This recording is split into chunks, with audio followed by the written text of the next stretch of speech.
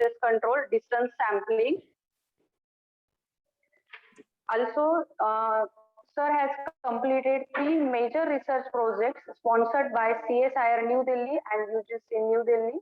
Sir has more than 20 publications in various national and international journals with good impact factor and good citations.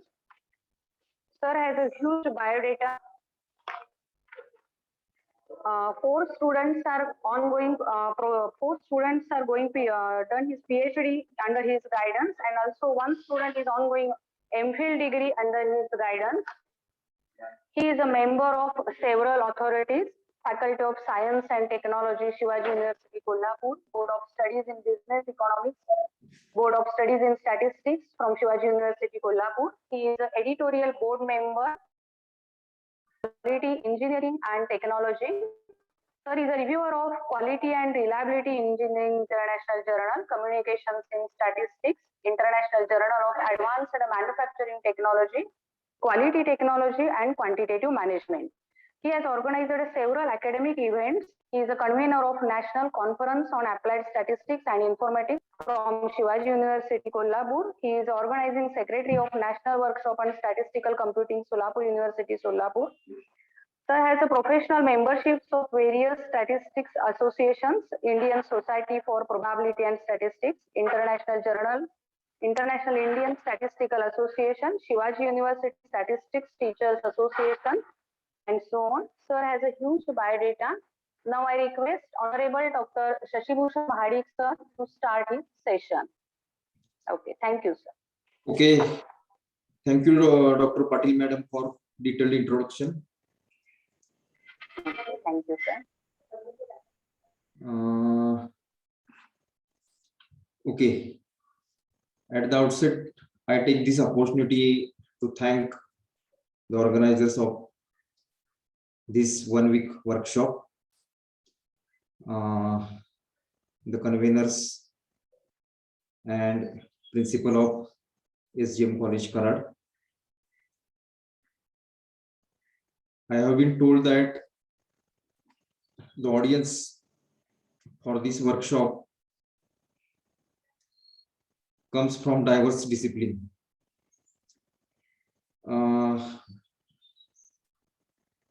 The theme of workshop is research methodology, right, madam? Yes. So the topic that I have been allotted is testing of hypothesis and analysis of variance. Okay, so I have been allotted 2 lectures. This is first lecture, which has been scheduled in between 11 to 12, and my second lecture has been scheduled at 1 p.m. to 2 p.m. So in the first lecture, we will discuss about hypothesis testing, and in second lecture, we will discuss some specific hypothesis testing tests. So without wasting much time, let me share the screen.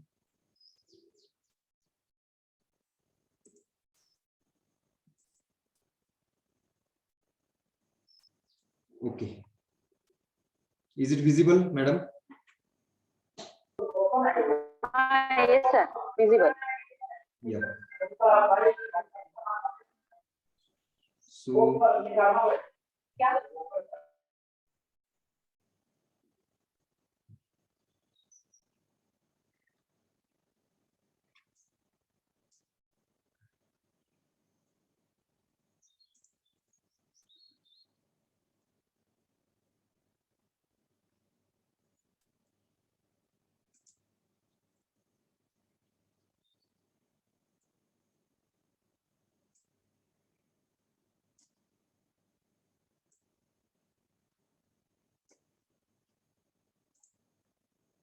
okay, can you see my screen? Yes, sir. Screen is visible. Okay. So topic allotted to me is hypothesis testing. Now, I will try to skip the technical details as much as possible because I have been told that the audience for this workshop is comes from quite diverse discipline. So my intention will be to explain what is the concept of hypothesis testing. So in day-to-day life, we may make some claims. I have given some claims on slide. For example, average weight of person living in urban area is higher than that living in rural area. Second example is the mean pH of normal urine is between 6 and 7.5. One more example is more than 50% of citizens don't obey traffic rules. One more example is variability in the salary of employees working in a private sector is larger than that working in government sector. So generally in day-to-day life, we go on making such claims. Some claims are true, some claims are false. Now problem is how to decide particular claim is true and particular claim is false. In language of statistics, such claims are called hypothesis. Hypothesis means what? Hypothesis means some statement made about parameter of underlying distribution. Some statement made about underlying distribution. Let us consider example 1. What is our claim? Average weight of person living in urban area is higher than that living in rural area. So here population means what? Population means variable under study. Variable under study is weight here. Okay. Weight of persons living in urban area and weight of persons living in rural area. And we have made here claim about average of this variable. Variable is weight and average is its parameter. So we have made claim that average of this particular characteristic or this particular variable for the persons living in urban area is higher than that living in rural area. In second example, what is second example? The mean pH of normal urine is between 6 and 7.5. So here underlying variable is pH of normal urine. Underlying variable is pH of normal urine. Variable of interest is mean value of pH. Okay, and we have made claim about this parameter. Parameter is mean. Underlying variable is pH of normal urine, and our claim is mean of pH of normal urine is in between these two numbers, right? Third example is more than 50% citizens don't obey traffic rule. Okay, so here number of persons who don't obey traffic rules is the underlying variable. Number of persons who don't obey traffic rules, and parameter under consideration is its proportion of persons who don't obey traffic rule. And regarding this proportion, the claim is that more than 50% of citizens don't obey traffic rules. Next example, variability in salary of employees working in a private sector is larger than that of working in government sector. So salary of employees is variable here, and underlying parameter is variability in salary of employees. Now, variability can be measured using different measures of variability. One of the popular measure is standard deviation. So we can measure variability using standard deviation. So here claim is related to standard deviation of salary of employees, and the claim is that standard deviation in the salary of employees working in private sector is larger than that working in government sector. So these are some examples, or these are some statements which can be termed as hypothesis. So hypothesis is what? It is statement made about parameter. Okay. And we have to test whether the hypotheses are true or false, whether the claims are true or false. And that procedure is called hypothesis testing. Okay. Now we shall start with very simple example.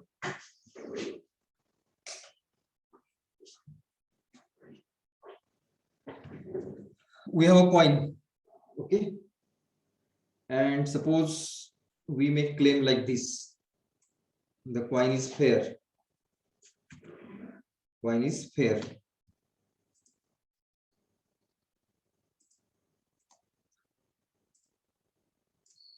Coin is fair means what? If we toss the coin, probability of getting head is exactly same as probability of getting tail. So our claim is coin is fair. Such claim which is being tested is called null hypothesis. Okay, the claim which is being tested is called null hypothesis. So null hypothesis can either be true or false. If it is false, some other statement must be true. Okay, some other statement which is contradictory of this particular statement must be true. So if this statement, the coin is fair, if it is false, the other statement, the coin is not fair, must be true, right? And such statement is called alternative hypothesis. Okay, coin is fair, coin is not fair. Okay, now we have to decide which one is true and which one is false. So how can we do this? Can anyone explain?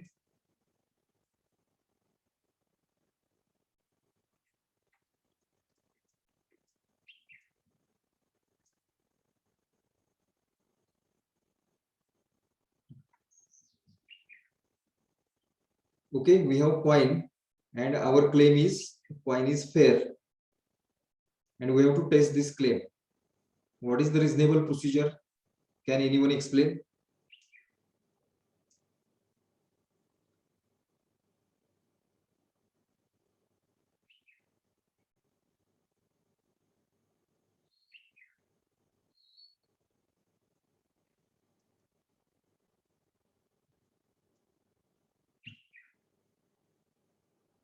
Okay.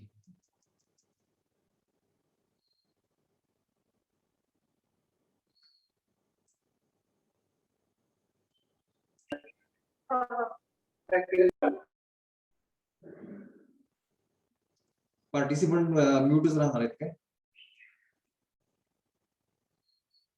कारण हा yes sir त्याच्यात म्यूटच असणार आहे ते. Okay. Our problem is how to test this particular hypothesis. Very simple example. Okay, but with the help of this example, we will try to understand what is the concept of hypothesis testing and how it is done. Okay, so we have to test whether the coin is fair or whether it is not fair. So for testing this particular hypothesis, the reasonable procedure is we can toss coins say 100 times. Okay, we have to toss the coins say 100 times and we will record number of heads. Okay, now suppose let x be number of heads that we observe.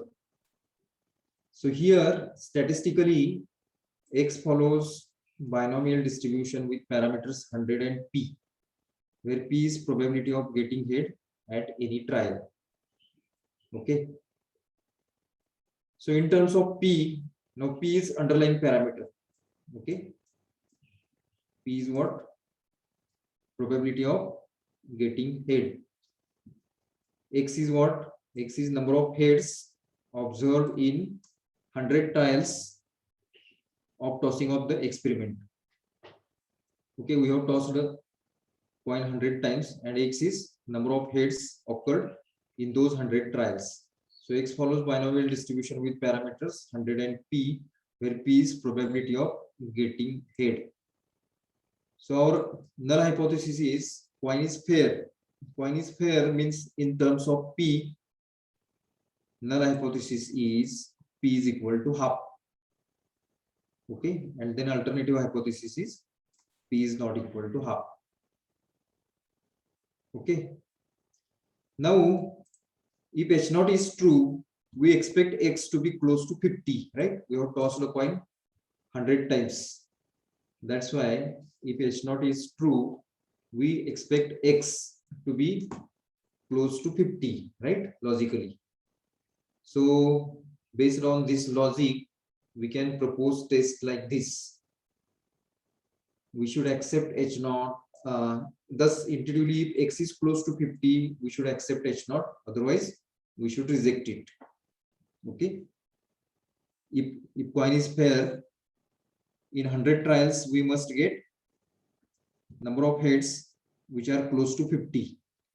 So if X means number of heads, if they are close to 50, we should accept H naught. Otherwise, we should reject H naught. So based on this logic, we can propose test like this. Accept H naught if absolute value of X minus 50 is less than or equal to T. Absolute value of X minus 50 means difference between X and 50 is less than or equal to T for some reasonably chosen T, okay, which is called threshold. For example, we can choose T is equal to 5. So our test can be like this: accept H naught if difference between X and 50 is less than or equal to 5. Someone will say that instead of 5, I will choose 2. So in that case, test is like this: accept H naught if difference between X and 50 is less than or equal to 2. Okay, someone will say that 2 is quite small number. I will select or I will use the number 7. So in that case, test is accept H naught if difference between X and 50 is less than or equal to 7. Okay, so all these are tests for this particular hypothesis. Now problem is how to choose reasonable threshold, how to choose value of T. Now whatever T we choose, at least one of following two errors occurs in this procedure. Whatever two, either you can choose T is equal to 2, 3, 4, whatever T you choose, this particular procedure is having at least one of the following two errors. Error 1 is what? It can happen that though H naught is true means though the coin is fair, by chance in this experiment we may get either more or less number of heads such that difference between X and 50 is greater than T. Okay, whatever value of T you choose, by chance it may happen that though the coin is fair, by chance we may get number of heads such that difference between number of heads and 50 is larger than T. Okay, if this happens, we reject H naught when in fact it is true, right? And this is called type 1 error. Okay, type 1 error means what? Hypothesis is actually true, coin is actually fair, but by chance in this experiment, whatever number of heads we have observed are much less or much greater than 50. Okay, much less or difference between X and 50 is more than T. That can happen, right? If this thing happens, then we will reject H naught. Okay, when in fact H naught is true. So this is called type 1 error. Exactly opposite thing can also happen. Means what? Actually coin is not fair, but by chance when we toss the coin 100 times, it can happen that we get number of heads close to 50, right? By chance it can happen. So difference between x minus 50, we get x such that difference between x minus x and 50 is less than or equal to t. So if such thing happen, we have to accept H naught when in fact it is false. So this is called type 2 error. Okay. So whatever t we choose, either one of these two errors definitely occurs. Ideally, we are interested in such t for which probability of both these errors are as small as possible, right? We have to choose t such that t means threshold such that probability of both these types of errors should be as small as possible. However, unfortunately, if we decrease probability of one error, the probability of other error increases. Okay. So there is a dilemma in these two errors. If we choose t such that probability of type 1 error is as less as possible, then probability of type 2 error increases. If we do reverse way, if we try to reduce probability of type 2 error, means if we choose such t for which probability of type 2 error is as small as possible, then in that case probability of type 1 error increases. So what is the strategy, general strategy? So general strategy is between these two errors, we have to find out which error is more serious. Okay, which error is more serious, and we can limit or we can put upper bound for occurrence for the probability of occurrence of that particular effect. Okay, so what we have to do between these two errors, we have to determine which error is more serious, and then we have to choose t. T means threshold, such that the probability of this more serious error is less than or equal to some practically accepted number, say alpha. Okay. Now it is general practice in testing of hypothesis is that the error which is more serious means we have to initially we have two hypotheses, right? Coin is fair and coin is not fair. So between these two hypotheses, we have to designate that hypothesis as null hypothesis in such a way that the more serious error becomes type 1 error. Okay, are you getting my point? General practice is that we have to designate between these two hypotheses, we have to designate that hypothesis as null hypothesis such that the more serious error becomes type 1 error. And then our strategy is we will put limit on type 1 error. That is, we will choose t such that probability of type 1 error is less than or equal to some number, say alpha, where alpha is practically acceptable. So that means we have to choose t such that probability of type 1 error. Probability of type 1 error means what? When actually H naught is true, we reject that hypothesis. Reject means what? What is our test here? If difference between x and 50 is greater than t, we have to reject. So this event is our test.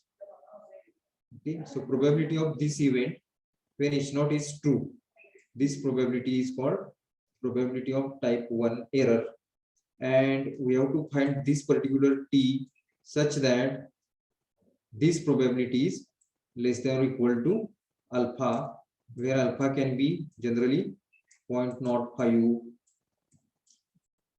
or 0.01. Okay,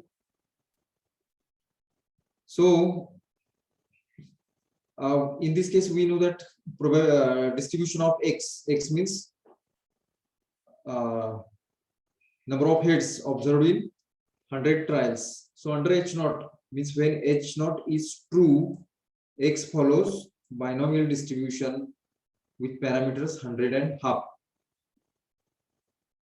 So using distribution of x, we can solve this expression and we can determine t such that probability of this particular event, that is probability of rejecting H0, is less than or equal to alpha.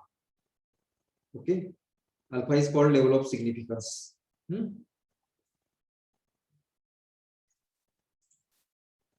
Now note that set of all possible values of x means number of heads observed in 100 trials. Set of all possible values. In 100 trials, we may get no head. So 0 is one of the possible value, or we may get only one head, or we may get two heads like this, or it is also possible that we may get 100 heads in 100 trials, right? So all possible values of x is the set S, which contains values from 0, 1, 2 up to 100. Okay, and in terminology of statistics, this set is called sample space.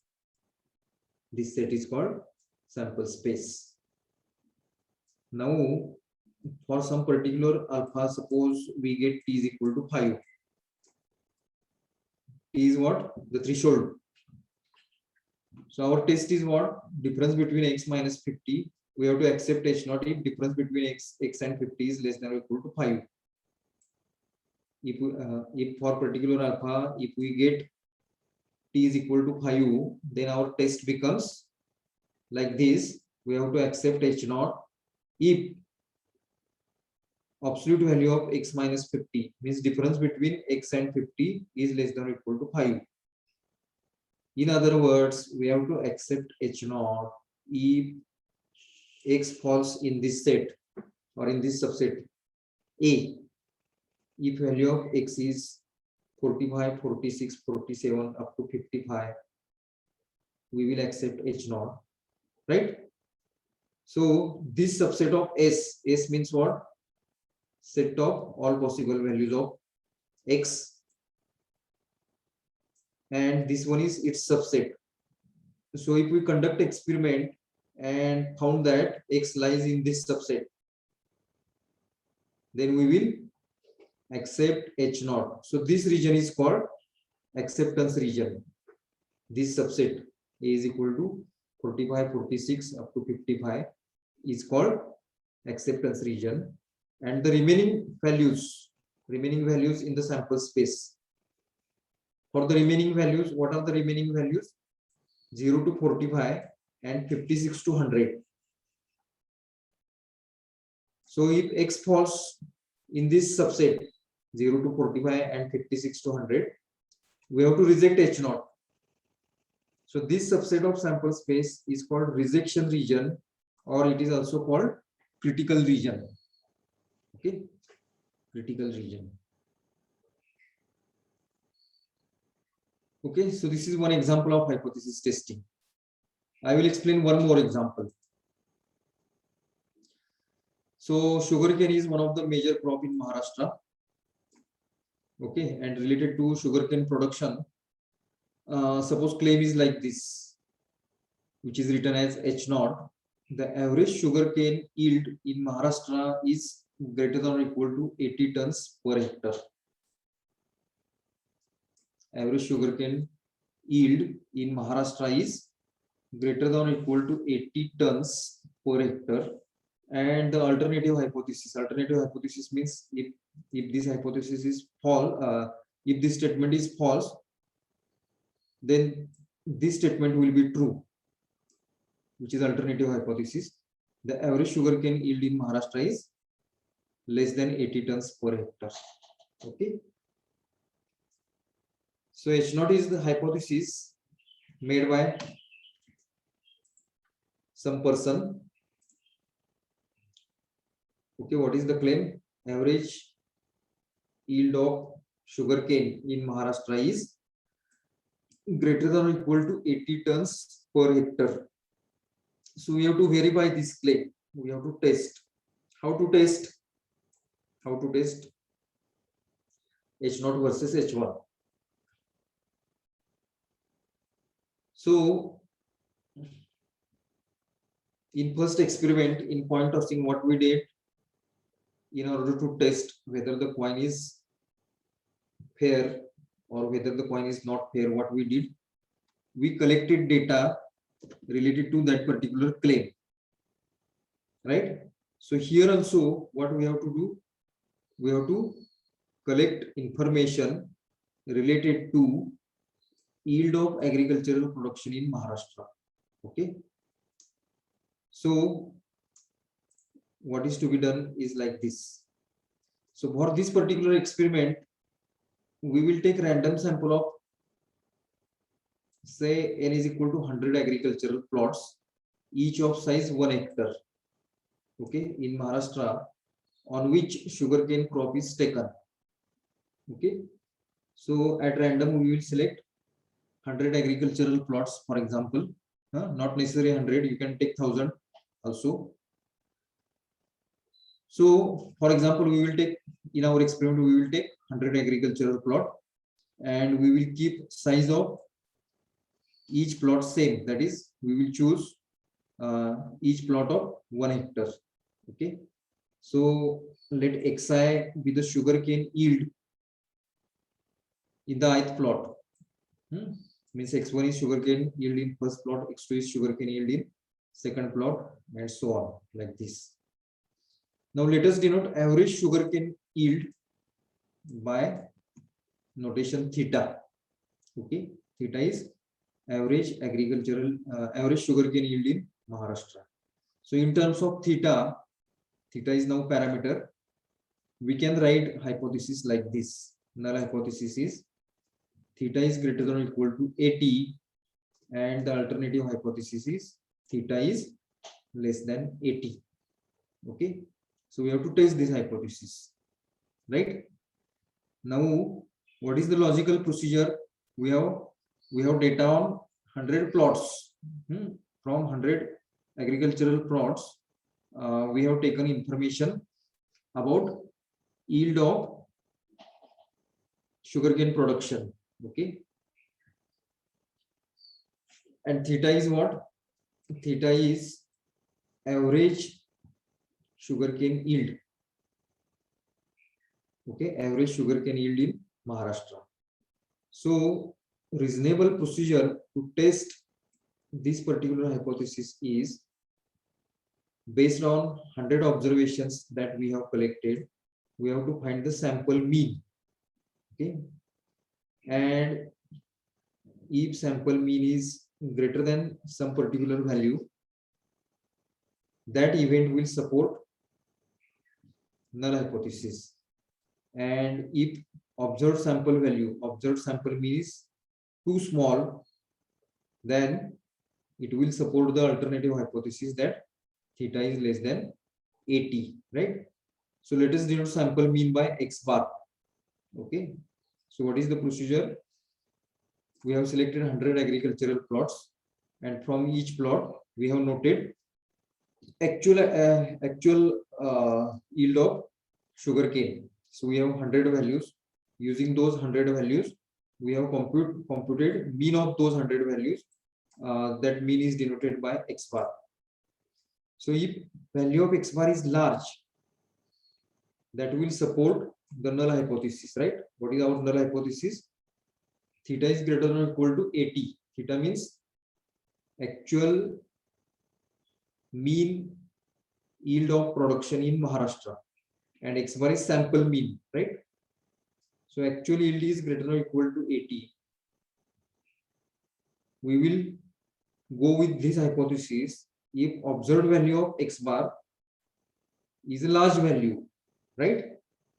And if it is quite small value, then we will reject this hypothesis and we will go with the alternative one, where we have quoted that theta is less than 80.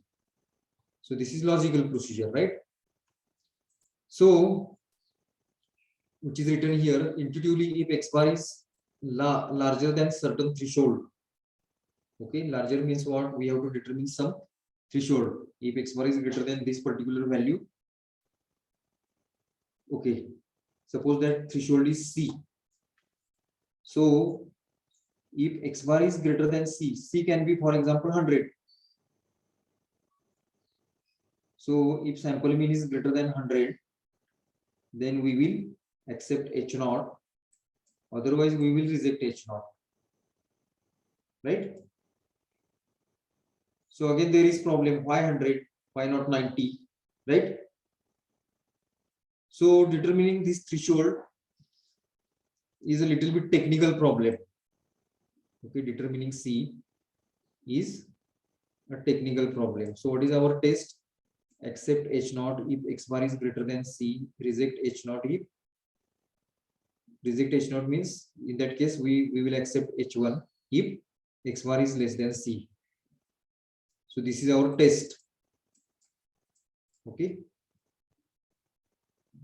now what is our test? We have to reject h naught if x bar is greater than c, if x bar is greater than c. So x bar is greater than c, we can write this in this way: x bar minus 80 divided by s by root n is greater than c1. C1 is what? This. Okay, x bar is greater than c is same as this statement: x bar minus 80 divided by s by root n greater than c1, where c1 is c minus 80 divided by s by root n, where this s is sample standard deviation. We have 100 observations on the underlying random variable. Underlying random variable is sugarcane yield. So we have 100 values, and s is standard deviation in those 100 values. Okay, so the test x bar greater than c is exactly same as x bar minus 80 divided by s by root n greater than c1. Okay, so x bar minus 80 divided by s by root n, for this particular quantity we use the notation t. So we can state the test like this: accept h naught if t is greater than c1 and reject h naught if t is less than c1, where t is what? T is x bar minus 80 divided by s by root n, right? So what is our problem now? We have to choose reasonable c1, right? Reasonable c1, right? So our problem is how to choose the threshold c1. So whatever value you choose for c1, whatever value you can choose for c1, the test has at least one of the following two errors. Okay, so what can happen? Though the average sugarcane yield is really greater than 80 tons per hectare, in our random sample, by chance we may get the observations such that our t comes less than or equal to c1. Okay, in actual, what is the fact? Actually, it is reality that average sugarcane production is really greater than 80, but by chance in our sample we have got values such that our t becomes less than or equal to c1. If this happens, we will reject h naught when in fact it is true, and this is type 1 error. So type 1 error is means type 1 error is what? Actually hypothesis is true, but our sample, in our sample values have come such that they directed us to reject the null hypothesis. Okay, that can happen by chance. So this is called type 1 error. Another thing can also happen, means what? In reality, the average sugarcane yield is really less than 80 tons. Okay, but by chance in our sample we have got values such that our t turns to be greater than C1. So if this happens, we have to accept H0, when in fact it is false, and this error is called type 2 error. Okay, so ideally we are interested in choosing that C1 for which probability of both these errors are as small as possible, right? Ideally we are interested in that C1 for which probabilities of both these errors are as small as possible. However, unfortunately, if we try to decrease probability of one error, probability of other error increases. Okay, so what is the what we have to do then? Between these two errors, we have to determine which error is more serious. Okay, and we have to designate the two hypotheses such that the more serious error becomes type 1 error. Okay, that means between the two competing hypotheses, we have to designate that hypothesis as null hypothesis such that the more serious error becomes type 1 error, and then we will restrict type 1 error. We will find C1, that is threshold, such that probability of type 1 error is less than or equal to some acceptable number alpha. Okay, some acceptable number alpha. So in this case, probability of type 1 error is what? Type 1 error is what? Type 1 error means we reject H0 when it is true. So when we reject when t is less than C1, we have to reject. So probability of this event when H0 is true is probability of type 1 error. So which is written here, t is less than C1. Supremum of this probability over theta greater than or equal to 80, which is equal to probability that theta is equal to 80. Probability of t is less than C1 when theta is equal to 80. We have to find C1 such that this probability comes to be alpha. Okay. So as I told you, generally we take level of significance, that is alpha 0.05 or 0.01, or you can choose by your choice, and that depends on what experiment is being done. Okay. So to what we have to do now, we have to find C1 which satisfies this particular expression. Now in our case, sample size is 100, n is 100,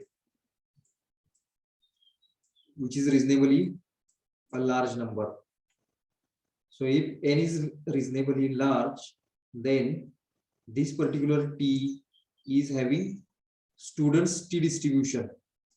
Okay, students t distribution with n-1 degrees of freedom, and using this particular distribution we can determine C1 satisfying this particular expression.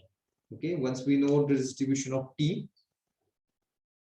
which in this case is students t distribution with n-1 degrees of freedom, knowing that fact, we can determine this C1. Okay, so one more thing is, when the sample size n is sufficiently large, which is in the present case, n is sufficiently large, n is 100, the distribution of t is approximately the standard normal distribution.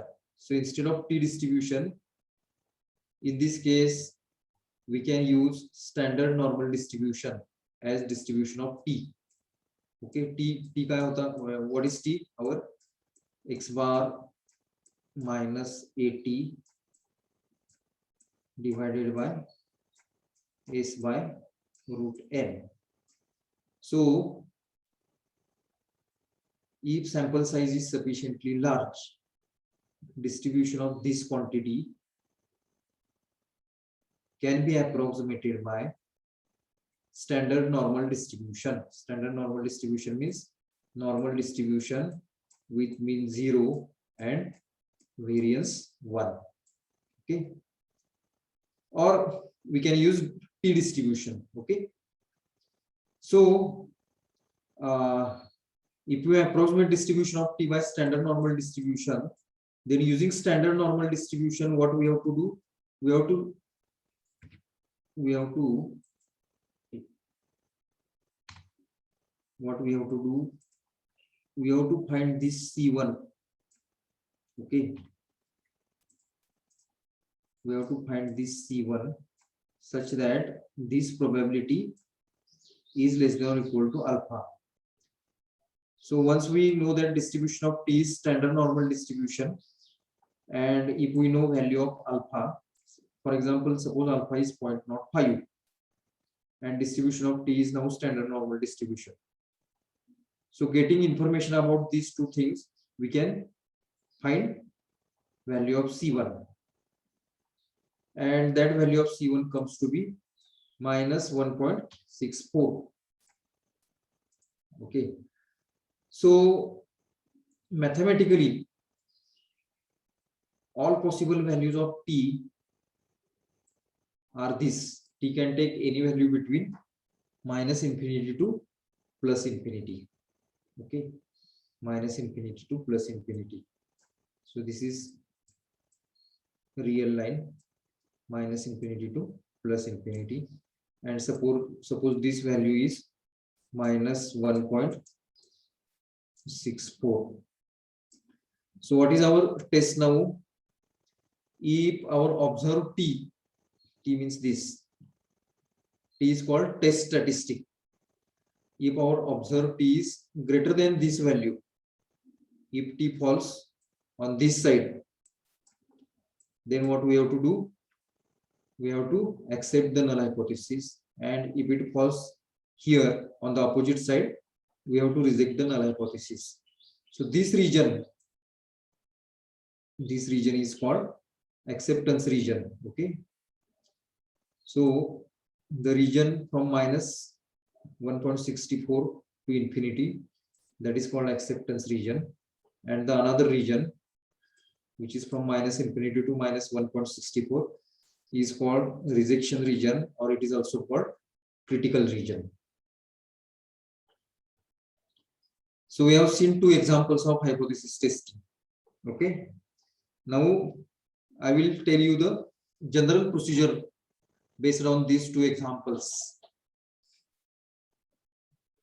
So in the beginning, what I told you, hypothesis is what? Hypothesis is some claim about some parameter.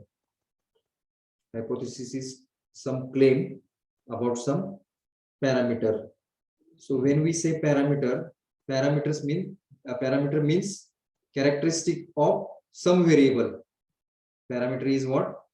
It is characteristic of some variable. Okay, so in general, suppose x is a random variable having distribution f theta, having distribution f theta.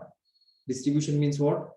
The pattern in which values of x are distributed along its range.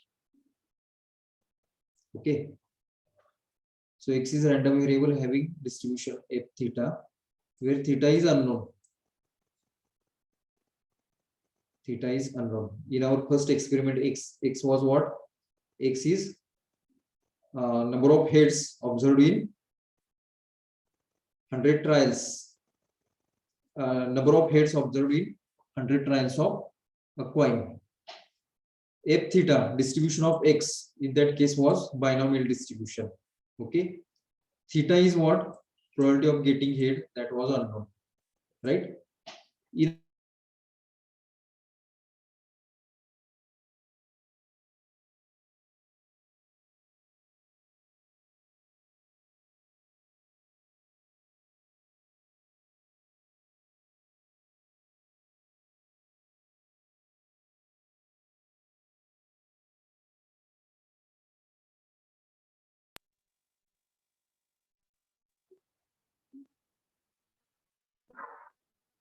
Sir, you are not audible.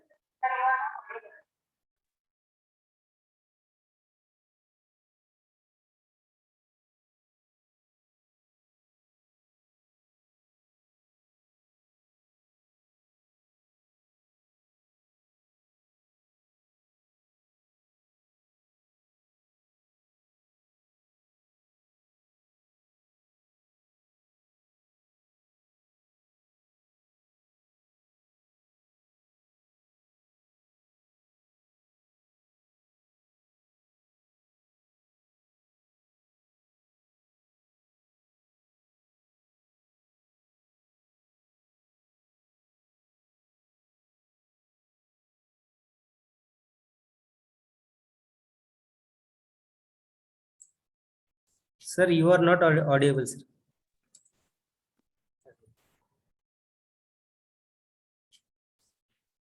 Unmute.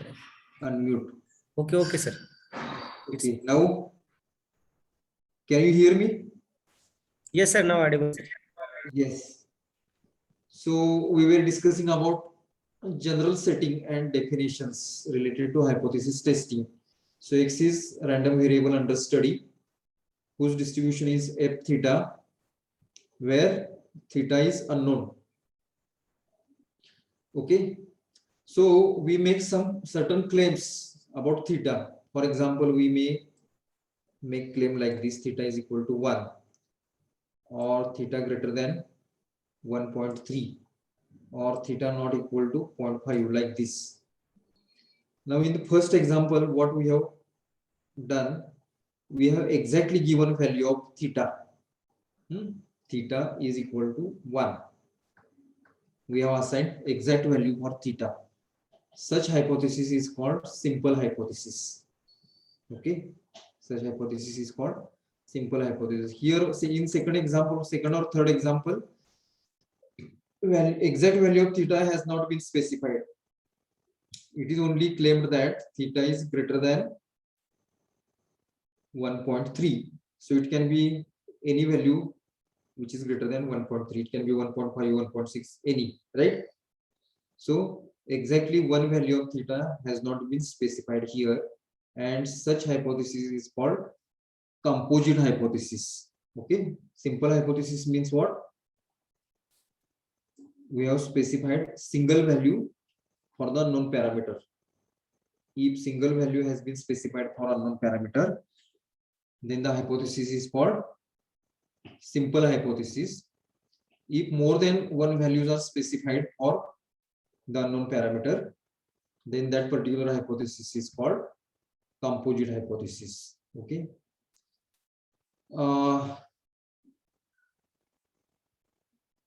So in our first example, theta was what? Theta was probability of getting head. In second example, theta was mean agricultural or mean sugarcane yield, right? Now let us go with second example, mean sugarcane yield. So mean sugarcane yield can be any value, right? It can be 0, it can be 1, it can be 2, right? So in general, theta can assume more than one values, right? So suppose S be the set of possible values of theta. S be the set of possible values of theta. And suppose that we can partition S into two disjoint sets, S0 and S1, such that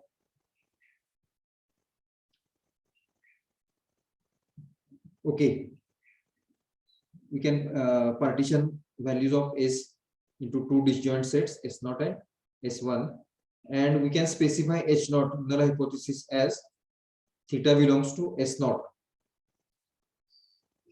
and alternative hypothesis is theta belongs to S1.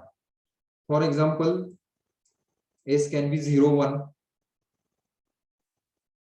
Our first example, 0 means tail, 1 means head. Okay, S can be taking only two values, and S0 is half. Half means what? Sorry, S is the interval 0 to 1. S can take value in between 0 to 1, and S0 is taking only one value, half. S1 is complement of S0, means all remaining values in S. So Sir, under H0, sir, can I speak में? yeah, sir screen share नहीं किया sir आपने? Screen share नहीं किया. Okay.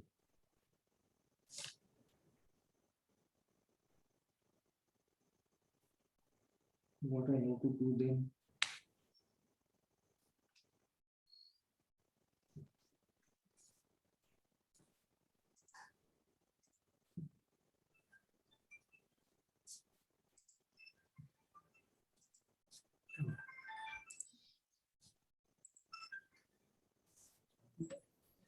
Okay,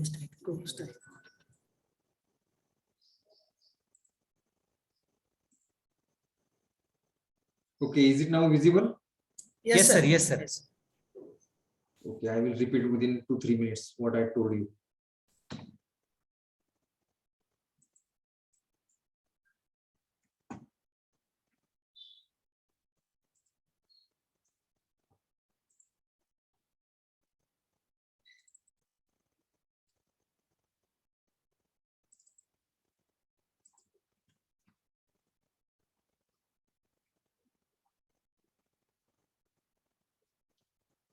So we were discussing about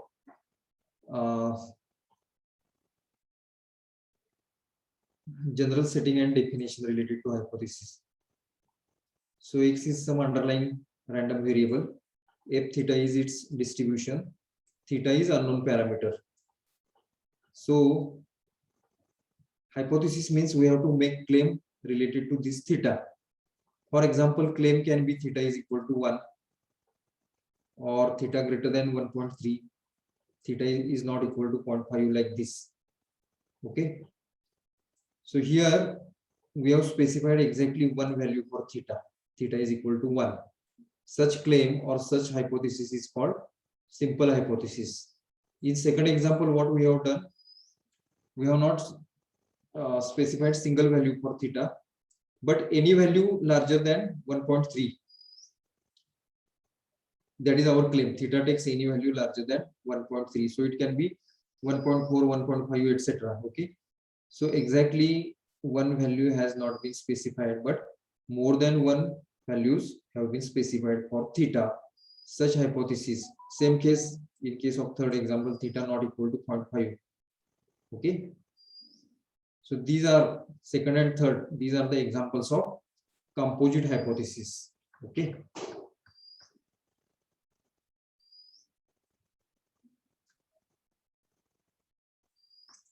The procedure leading to decision about particular hypothesis is called test of hypothesis.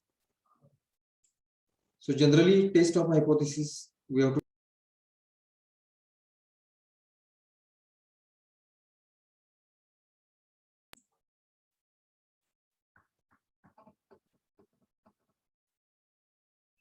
Am I audible? Yes, sir. Yes, sir. So in our first problem, what was our null hypothesis? Coin is fair, and we reject this hypothesis if difference between observed number of heads and 50, we have tossed the coin 100 times, right? If difference between observed number of heads and 50 is too large, right? So which is quite logical, right? So generally test of hypothesis is logically determined. Test of hypothesis means what? It is procedure which leads to acceptance or rejection of hypothesis. Hypothesis testing procedure rely on using the information in random sample from population of interest. So for hypothesis testing, we need data. Without data, we cannot do hypothesis testing. The information about the hypothesized parameter is extracted from the sample through some statistic called test statistic. In our first example, number of heads is test statistic. In second example, X bar means mean agricultural or mean yield of sugarcane. That was our test statistics, which then we converted into T. Okay, T is equal to X bar minus AT divided by S by root N. So that was our test statistics. Decision about accepting or rejecting the null hypothesis is taken by comparing the test statistics with some threshold. Okay, so whatever threshold we choose, there always exists two types of errors. Type 1 error is rejecting the null hypothesis when it is true, and type 2 error is accepting the null hypothesis when it is false. The threshold is determined such that the level of significance of the test, say alpha, which is upper bound for the probability of type 1 error. Level of significance is alpha. So first we have to decide level of significance, and then accordingly we have to choose the threshold. Okay. The probability of rejecting null hypothesis when it is false is called power of the test. And these are the general steps in hypothesis testing. Step number 1 is identify the parameter of interest of the population under study. Second step, state the null hypothesis. Step number 3, specify an alternative hypothesis. Step number 4, choose a significance level. Next step is determine an appropriate test statistic. Next, determine rejection region. Next, compute the value of test statistic from the random sample taken from population under study. If the value falls in acceptance region, accept the null hypothesis, otherwise reject it. So these are the 8 steps which are usually in any hypothesis testing problem. You might have heard the concept of p-value, okay, in hypothesis testing. So p-value is what? It is the lowest level of significance at which null hypothesis is rejected. Lowest level of significance at which null hypothesis is rejected. So if p-value is smaller than level of significance alpha, then null hypothesis is rejected, otherwise it is accepted. So if you have chosen level of significance, say okay, alpha is equal to 0.05, and if your p-value which is given by software is say 0.03, okay, so here p-value is smaller than level of significance. In such case, we have to reject the hypothesis. If p-value is larger than alpha, you have to accept the null hypothesis. Okay, that is the procedure. And with this, I think I have covered all preliminary parts. All I have described the necessary terms in hypothesis testing. If you have any query, you can now ask. Okay. So with this, I would like to stop now. Thank you, sir. Any questions from audience?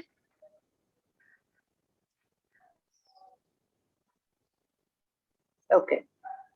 On the behalf of organizing committee of 1 week faculty development program on research methodology and data analysis in collaboration with HRDC, Savitribai Phule, Pune University, Pune, under Pandit Madan Mohan Malviya National Mission on Teachers Teaching under Paramarsha Rusa. I am very thankful to Honorable Professor Shashi Bhushan Mahadik sir for a giving very useful and informative session. Thank you very much, sir. Okay. Thank you. Shall I leave?